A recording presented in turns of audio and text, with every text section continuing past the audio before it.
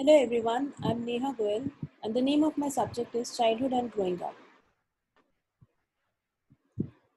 The topic for today's lecture is Stages of Development. Human development is the process of growing to maturity. These are the stages of development. The first two stages have been covered in earlier sessions.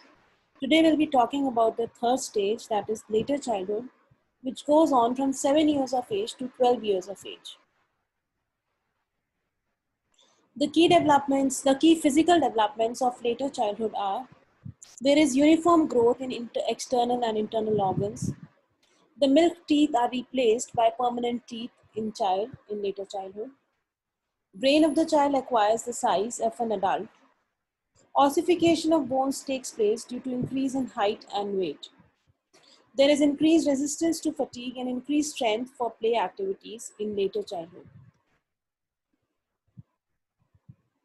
Motor development. Motor development in later childhood, refinement in motor skills and improvement in control and coordination of fine motor skills takes place. The child develops higher muscular strength in this stage. Moving on to cognitive development, some of the important events that take place in cognitive development in later childhood are: the child develops the power of observation, logical reasoning, thinking, perception, memory, etc. Cognitive development is very rapid in this stage. The child is able to generalize things and understand concepts. The ability of decentration and reversibility develops.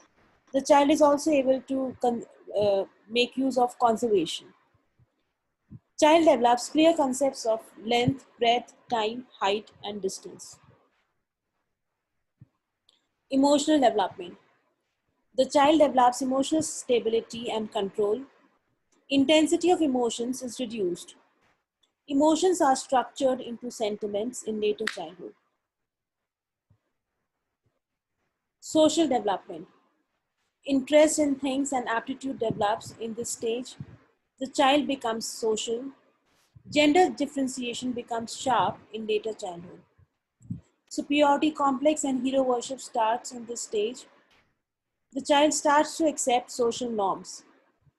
Delinquent activities like bullying, stealing, etc. also begin at the end of this stage.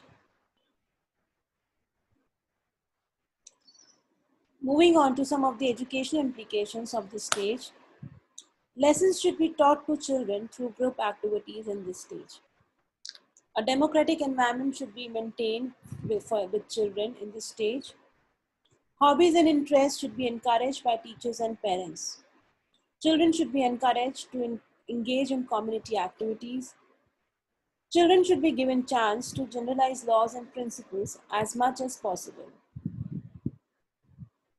Thank you.